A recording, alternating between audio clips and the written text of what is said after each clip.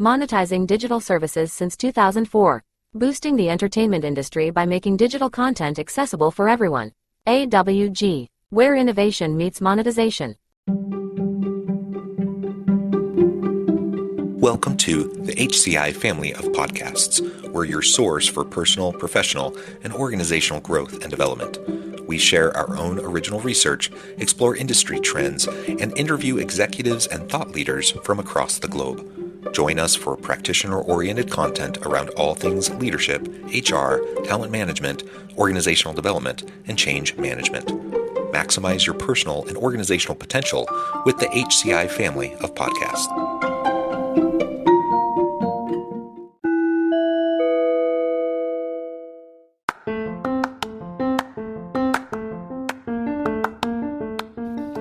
Welcome to the podcast. In this podcast episode, I talk with Richard White about the challenges of customer-facing teams in a fully remote or hybrid environment.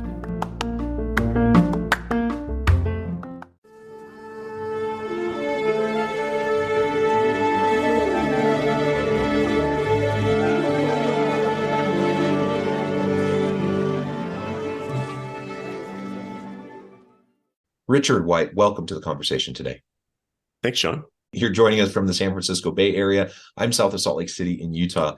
And today we're going to be talking about the challenges of customer-facing teams in a fully remote or hybrid environment and what we might be able to do to mitigate those challenges and even turn those challenges into opportunities for our teams. As we get started, I wanted to share Richard's bio with everybody. Richard White is founder and CEO of Fathom.video, a free app that records, transcribes, and highlights your calls so you can focus on the conversation instead of taking notes. I think that's wonderful. I've tried a few of these different types of apps and services before to varying kind of reviews and outcomes. So I'm thrilled to have a chance to talk with you more about really just the background behind that as a tool, but also more broadly, like I said, to talk about these challenges that customer-facing teams are facing in the modern world of work. Richard, anything you would like to highlight by way of your background or personal context before we dive on in? Sure. Yeah. I'm originally kind of a computer science grad / programmer turned product designer turned, I guess, kind of go-to-market leader. At my last company, I ran the marketing team as well as the sales team for a while. And that's where, I think a lot of what we're doing here at Fathom is the intersection of good design applied to the challenges of people running, like I said, customer-facing teams. I don't think you have a lot of engineers running sales teams. Sometimes to good effect, and sometimes to bad effect on my part when I was doing that. But it was a real eye-opening experience and really there was a lot of insights there that led to what we're doing here at Fathom. So why don't you talk just a little bit more about the kind of the origins of Fathom? Because I'm always fascinated by that. And then we can get more into the broader topic. Sure. Yeah, we started the company 3 years ago, but really this Fathom started about almost 4 years ago, actually right before the pandemic. I found myself working at my last startup, talking to a lot of customers. I was actually talking to tons of customers. I think I did the first 6 weeks of 2020, I think I did 100 or 200 Zoom calls with customers. I was doing research for a new product. And two things really stood out to me. One was, gosh, I really hate taking notes and talking to someone, right? You're on the phone with them. You can't get them back on the phone. You got 20 minutes, you got 30 minutes. You're trying to learn as much as you can in that short period of time, but you're also trying to make sure you don't miss a thing they say, right? So you're trying to sequence your questions and get to the root causes and stuff like that, hurriedly typing things out. And what I kind of found was two things. One is, I think I'm a pretty good note taker. I would be really diligent on the call. I'd block out 10 minutes after the call to clean up those notes and make them make sense. But two things I found. One was 3 weeks later, I would look at some of my notes and be like, I don't remember who this was and what we talked about and the important nuance. And probably the more frustrating part is, the whole point of me talking to all these people was to inform a strategy and present this back to the team. Hey, I talked to these people. Here's what we've learned. And what I found was when you take a bunch of notes and synthesize them down to, here's 3 bullet points or here's 3 takeaways, it lost a lot of the human emotion that made it credible and authentic. And I presented my team I had these huge insights. I talked to these 10 customers. Oh my gosh, we learned A, B, and C, and people were just okay, right? It was really fell flat, and I was wait, what am I missing here? These were amazing conversations, and so we actually did a quick little prototype where I was you know what? I'm just going to record these conversations, but instead of like sharing with you 3 hours of content because no one wants to watch other people's calls, I'm just going to make my own like highlight reel, like pull out 30-second vignettes from each call that I think are really impactful. I'm going to share that with the team instead at the next kind of like update. And I did that, and the response was so much different, right? It was, people were leaning in, people were asking follow-up questions, like, because it's just so much more credible than me just saying there's a few bullet points. And so that was really the start of this idea around Fathom, which is really anyone. I mean, there's been some tooling in the past for these kind of like call recording software, but they were always just really focused at like really high-end sales teams for the most part, or they were really focused on giving you a transcript. And I was going to say, like, I think, really anyone who's on video conferencing meetings has this challenge of taking notes, or if you're a manager, you're someone who's trying to understand the notes, right? When I ran my sales team 2-3 years ago, my biggest challenge was, I was constantly trying to get the team to take good notes. Like, hey, this is too detailed. Hey, this is not detailed enough. But like my own notes, even the best notes, I go back and read them, and I'd always be asked this question. Yeah, but what did that person actually say? How did that pricing discussion actually go? When they describe this problem that they're facing, like, what's the nuance of what they said? And so I think we saw from multiple directions, from the direction of someone that's on the call, there's like a huge productivity gain you can unlock by just having some other tool backing you up. So you don't worry about missing a point. You just can have a conversation and know, there's some really great insight I get from talking to John. I can go grab that clip. I can rewatch it and share it with my boss. And as a manager, you have the also problem, which is you're expected to be omnipotent about what's happening on all your team's meetings, right?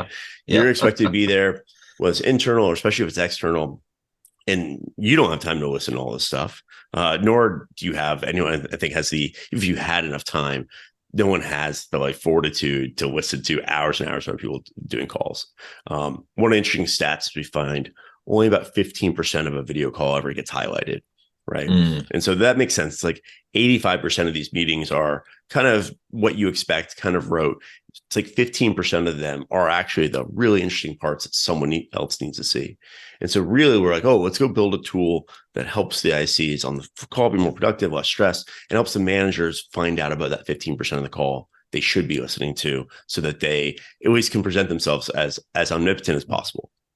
Yeah, well, that's really cool. And like I said, I've tried some of these before, like the AI note takers, or whatever. And you have the transcripts, like in Zoom, they'll auto generate transcripts. And what I found is it's fine. It's marginally helpful, but it hasn't necessarily moved the needle. And so what you're describing seems to be a bit different than some of those other tools. Yeah, I mean, there's three big differences between us and I think a lot of the tools that came before this. A lot of them just like spit out a transcript. We actually spit out some structured notes or an AI summary, but we don't rely on the text. I find that all of the text, whether it's some AI summary or what's the transcript, no one should read the transcript. We use the transcript as a way to get back to the part of the call to watch. I think you really have to watch the primary source. And so we focus more on, let's find the highlights and rewatch the 3 minutes of that meeting that really matters, rather than you try to read the transcript, because a lot gets lost even in that. The second thing we do that other ones don't do is we give you instant access to all the stuff after the call. Like Zoom itself even takes like half an hour to get you just the recording and the transcript after the call. We get it to you within 10 seconds. And I think that's super important too, because if you're trying to replace notes, people clean up their notes after the call, right? Or they like do all their actions. They do follow-up emails. They put the stuff in the CRM. And so we thought it was super important to like make sure that thing is super fast from a UX perspective. And then the third big difference is we're completely free for individuals. And so I think a lot of these other tools are charging you a lot of money for a tool that's slow and doesn't really give you the output you want. Yeah, cool. And one of the things we've been focusing on so far in the conversation is the customer facing piece of this, right? So during the pandemic, everyone had to go remote, and lots of teams who perhaps weren't comfortable in a remote environment with remote collaborations had to try to figure out better approaches. And I imagine this tool could be utilized in any of those types of remote or hybrid types of team collaboration types of environments. But you also focus directly on the customer facing teams. So maybe speak a little bit more to that, in that distinction, even where you're kind of honing in on that niche. Yeah, that's been our initial kind of focus, has been those external calls with customers. I think one of the most limited resources in an org, right? It's like, unlike an internal meeting, if I miss something you said and you're a customer, it's hard for me to get you back on the line, right? Even harder if you're like a prospect, right? So we also see that's also I think the lifeblood of an organization is what are customers saying about us, right? And the larger your org gets, the less people are actually at the coalface hearing those conversations, right? And so I think we also find that those kind of customer conversations are something that everyone in the org wants to see, whether they're in marketing, whether they're in engineering, whether they're in product. So any of the calls that are happening from your success team, for your sales team, from your implementation team, they want, like, that's the stuff that everyone else in the org wants to get access to. And I think they're also the most high pressure calls too, right? Where it's like trying to ask you to do two things at once. The less we can make the lower we can make the cognitive load on the human doing the conversation, the better, right? And so we'll not only record things, we'll do like in-meeting coaching, right? Letting you know if you monologue or you're talking too much or not enough, and that sort of fun stuff. But yeah, I think the pandemic is interesting because a lot of the ways, if you're a manager, a lot of ways again, remember I mentioned like you are expected to have this kind of omnipotence. And historically, the way you had some of this omnipotence was ambient awareness. You would have a sales floor, you have a success floor, you overhear people saying things, and you could overhear one half the conversation. And that could kind of give you some awareness, like, oh, that's interesting. What question sparked you to go down that thread, right? Or, oh, I don't know that we should explain it this way. Here's probably a better way to explain it. Like, a lot of that was lost. And I think there was a lot of really good, customer-facing managers that kind of found themselves without their best tool, which was that ambient awareness of what's happening. And so now we're trying to help people kind of rebuild that ambient awareness with tools like Fathom, where you can say, okay, certain keywords or certain things, I want to be able to audit calls when I hear they don't go well, or I want to get an automatic alert when certain keywords or certain things are said, or I want to get notified and listen to all the pricing discussions that are happening. So we almost have to rebuild this from first principles of, okay, you're not just going to overhear things. What's going to get more structured and programmatic around what are the parts of the conversation you think are most valuable for you to like review and listen in on? Yeah. Well, and I even think back to, in another life, this was decades ago, where I'm like I'm like a training supervisor at a call center, and I'm listening into calls, right? That's like what I did so much. I'm like listening to calls. I'm taking notes for coaching or mentoring sessions, or to figure out what trainings need to be accomplished. And like you said, nobody wants to sit and listen to calls where the vast majority of it's just kind of rote, kind of repetitive stuff. It's really that smaller chunk where you get to the heart of the interactions, right? So I imagine even in that kind of a setting, like this could be super helpful because it's going to highlight the most important pieces that are really going to resonate and are going to be important for you to then translate into like coaching conversations and those sorts of things. Yeah. The ability to just pull out like, here's 30 seconds call and share it with a colleague or another executive, et cetera. And now we're even get to the point where we can automatically surface some of these trends across calls. So like we're at the point where I don't need you to listen to individual calls. Here's the top 3 new questions we've heard this week. Go listen to them and brainstorm an answer with your team. So yeah, that's why we focus, I think, mostly on external calls. Having said that, I think the other big impact of kind of the shift to remote work is what I call kind of like meeting inflation on like internal meetings. Sure. Again, it stems from the same like ambient awareness problem. It used to be you invite a few people to the meeting. If someone needed to hear some part of that meeting, they'd probably pick it up, at the water cooler or whatnot. Oh, we talked about this. Oh, let me go follow up and figure out what was said. And in a remote culture, that doesn't happen. So now you get people over inviting people to meetings. Oh, like one time we talked about something that Tim should have heard. So now we're inviting Tim to this meeting every single week. And poor Tim never 3 out of 4 times Tim joins this meeting, doesn't say a thing, doesn't need to hear any of this stuff, right? And so that's the kind of the next step we're looking at is we've got a bunch of pilots where we're enabling these larger orgs where we say, look, you're going to record this meeting. We're going to send a summary to everyone that attends, or even the folks that don't attend, right? Anyone who's invited. And so we're going to give people the permission to not join that meeting, instead watch the meeting recap, at 1.5x speed, or wait for someone to tell them like, hey, Tim, there was a 5-minute segment you really should hear, right? Oh, great. We can make the decision after the meeting now, not have to preemptively before the meeting invite Tim and add an extra hour of non-productive time to his day. So I think both these things stem from, it's just hard to create ambient awareness in a remote environment. And so we have to kind of rebuild a lot of our collaboration process. Having said that, I think once you do, you actually build a org that's almost more resilient and more efficient than the in-person one, because the ambient stuff was easy and it kind of, you got it for free by having an office. But I don't think it was always the most effective way to do these things, right? Well, right, and that's one of the big arguments that leaders are making as they're doing, calls for return to the office, or mandates even for their remote or hybrid workers, is they feel like, well, we just don't know what's going on. We don't have that ambient knowledge of what's happening just through the office, inter-office culture and water cooler conversations and all that kind of casual stuff. And there are good reasons to be together face to face in an office setting. So I don't want to downplay that. And there could be good strategic reasons for it. But if the general thing is, I just don't know what's going on anymore in this remote environment, and I need to have better kind of knowledge and better even control over what's happening, I think that's not a great reason. I think there are tools that can help us to do that. And there are ways that we can, in a remote or a hybrid environment, help these collaborative opportunities to still occur, even if it's different than what it, when it happened perhaps organically in, an office setting.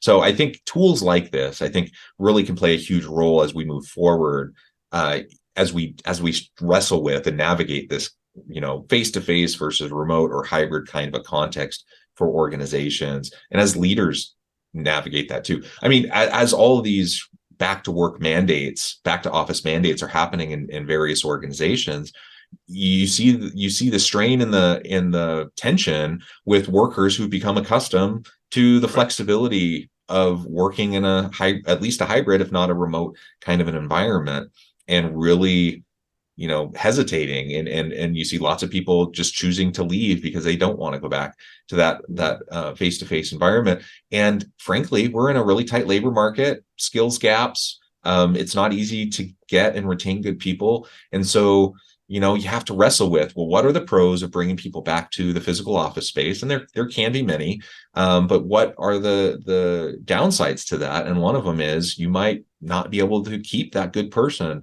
or attract the next good person.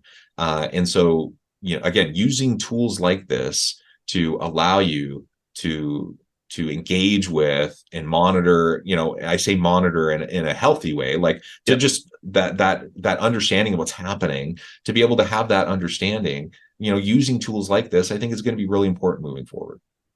Yeah. I mean, I think our vision is, a world where it's like, actually, you prefer to have the remote meeting. It's actually easier on you and whatnot. And I already live this, because sometimes people ask me, hey, you want to meet up for coffee? And I'm like, we can, but I'd rather not, because if you tell me anything, I'm going to forget 50% of it. Not my action items are going to be really bad. But if you meet with me on Zoom, one, obviously it saves me much time to go in the coffee shop, but I also have this recording of it, right? And I have this whole new muscle memory that makes me a much more productive person when I can do this kind of interaction versus going to the coffee shop, whipping out my notepad and trying to be like, wait, what did you say? And like, losing a lot of the nuance that I would get via video. So I think that's possible. As intentional as we might be when you're meeting with a person, you're trying to be present with them, you're trying to listen, you're trying, like, of course, all those things, we try to do it. We still have terrible memories. Yeah. and like you said, even if we're really skilled at taking really great notes, it's still just, it's hard when you're having all these interactions to keep everything straight and to be able to develop those types of meaningful kind of interactions and relationships with people without tools to help us to reinforce us, right? I feel like I'm a fairly intelligent person, but man, I talk with a lot of people and I'm just not going to remember it all. Right.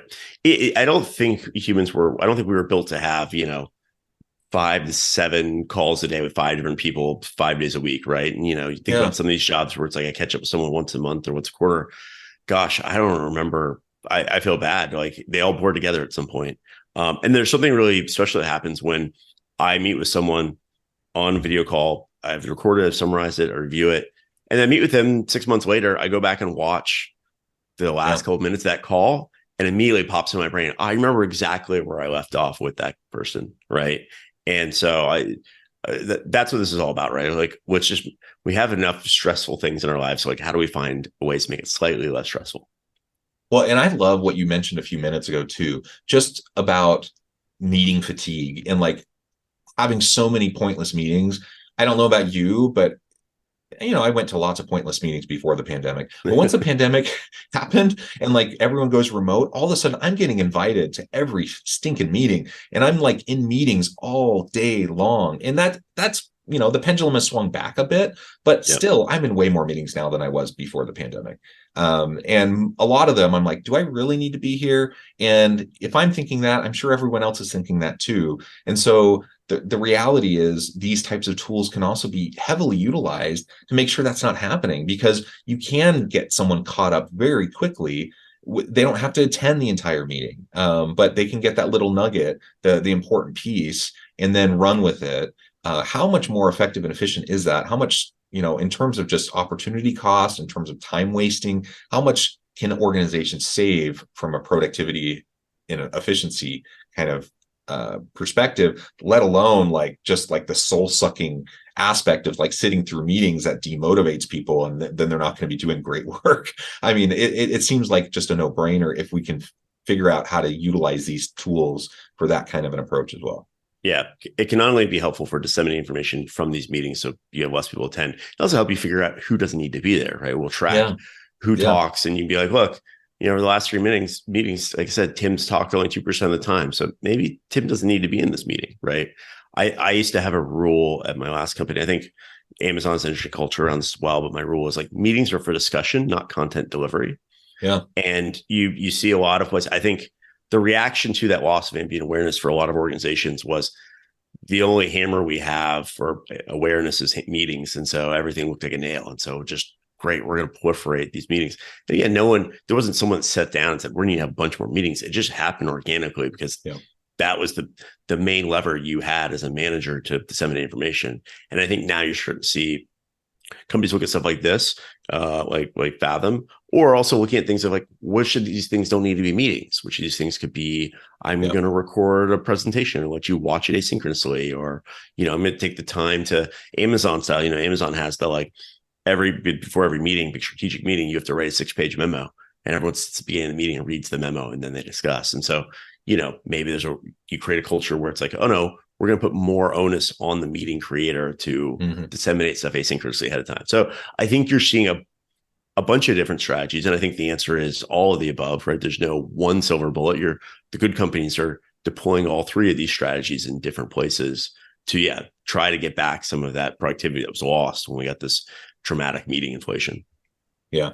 Well said. Well, Richard, it has been a real pleasure. I know at the time I'm going to need to let you go here in just a few minutes, but before we wrap things up for today, I wanted to give you a chance to share with the audience how they can connect with you, find out more about your work, your team there at Fathom, and then give us a final word on the topic for today. Cool.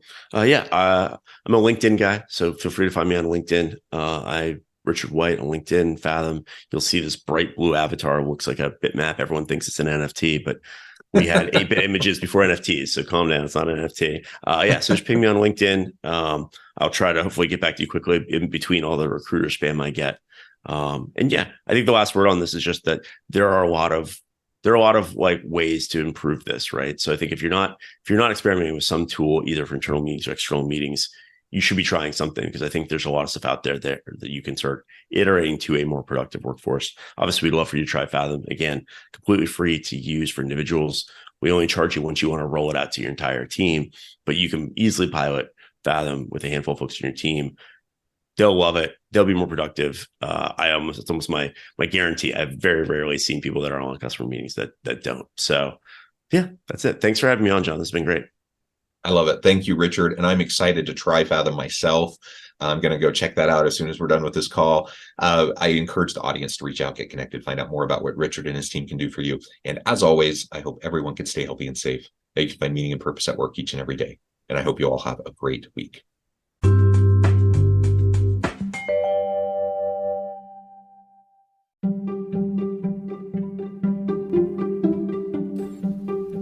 Thanks for joining us for this episode of the podcast. We hope you stay healthy and safe, and please join us again soon.